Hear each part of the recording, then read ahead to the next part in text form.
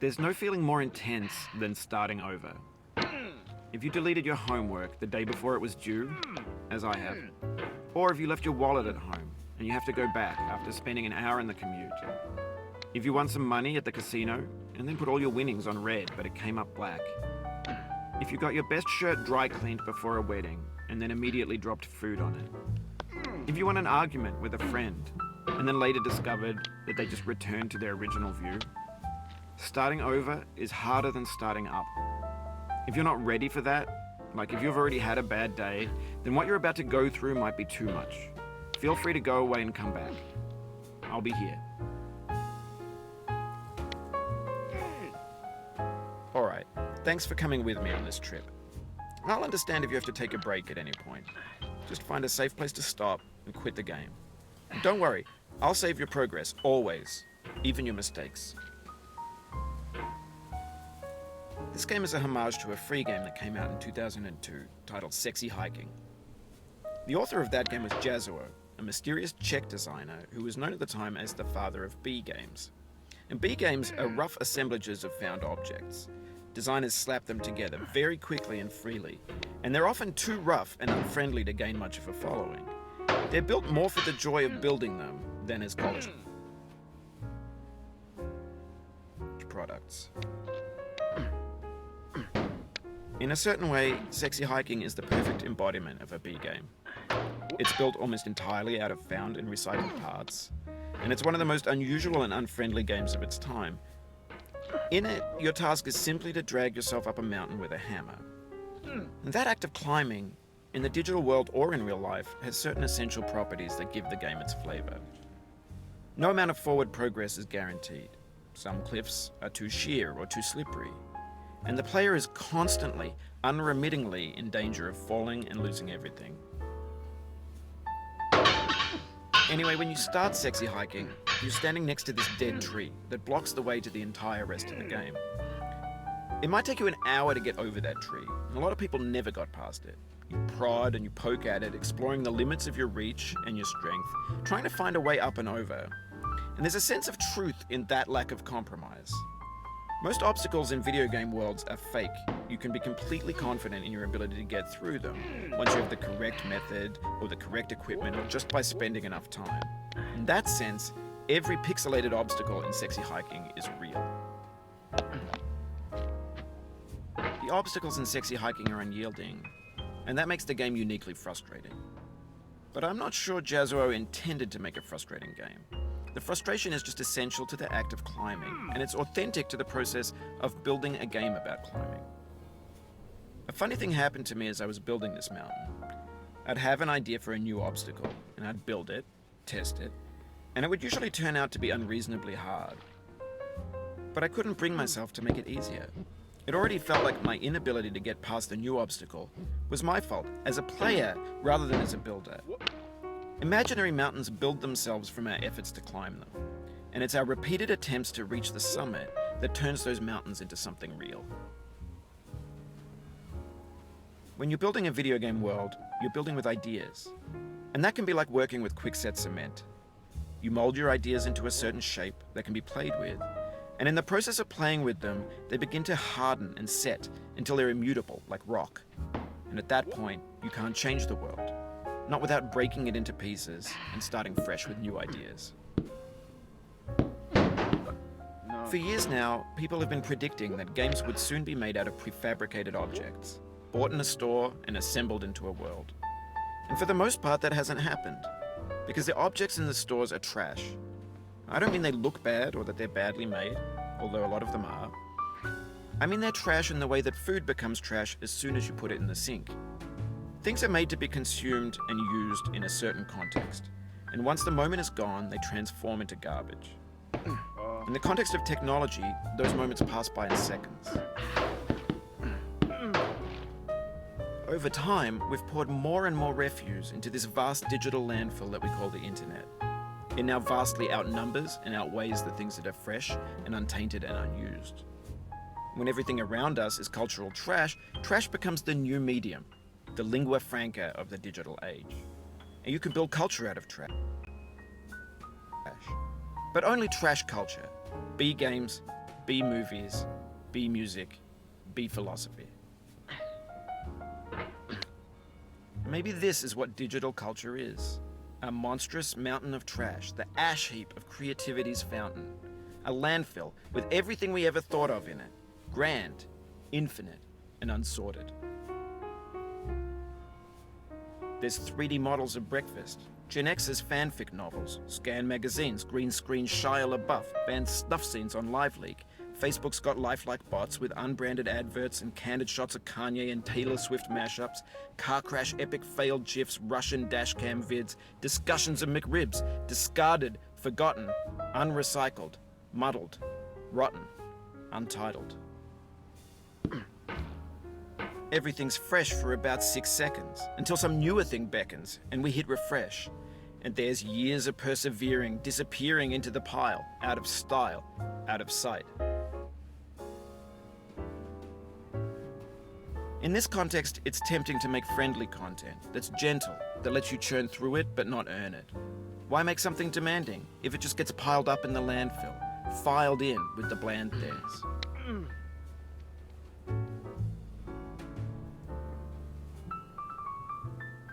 When games were new, they wanted a lot from you. Daunting you, taunting you, resetting and delaying you. Players played stoically. Now everyone's turned off by that. They want to burn through it quickly, a quick fix for the fickle, some tricks for the clicks of the feckless. But that's not you, you're an acrobat. You could swallow a baseball bat.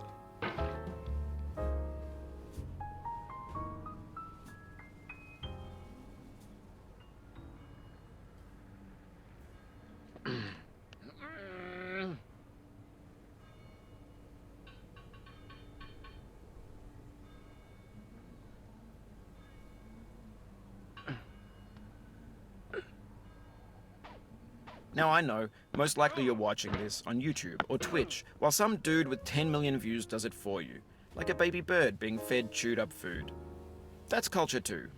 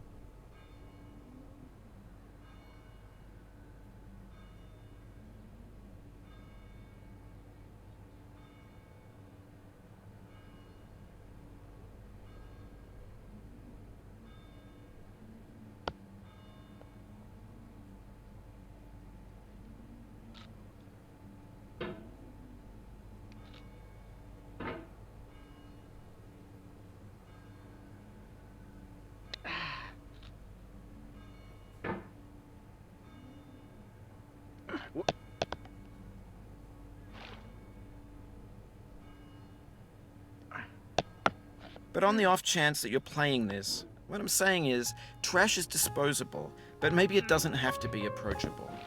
What's the feeling like? Are you stressed? I guess you don't hate it if you got this far. Feeling frustrated? It's underrated.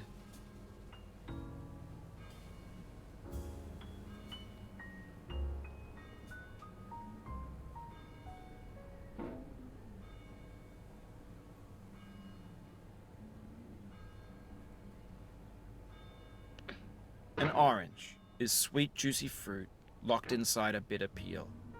That's not how I feel about a challenge. I only want the bitterness. It's coffee. It's grapefruit. It's licorice.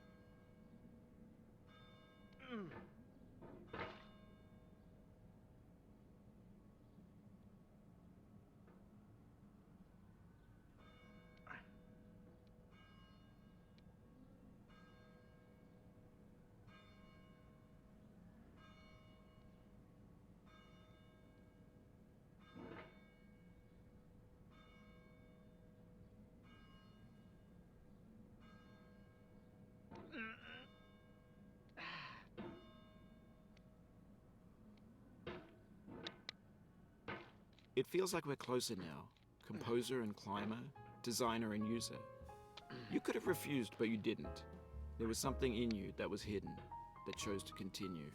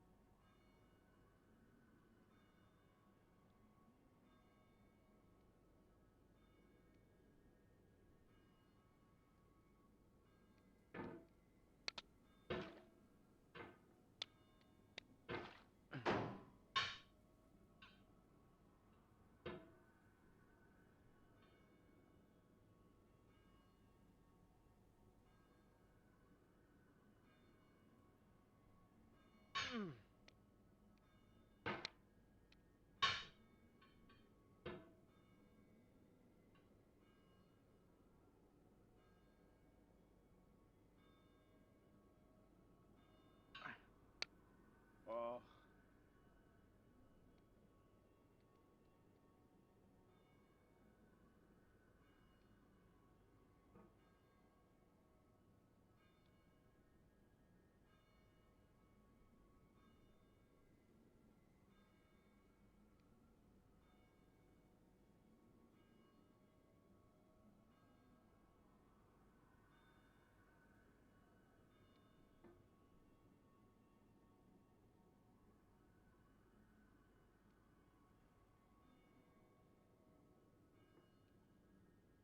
Mm.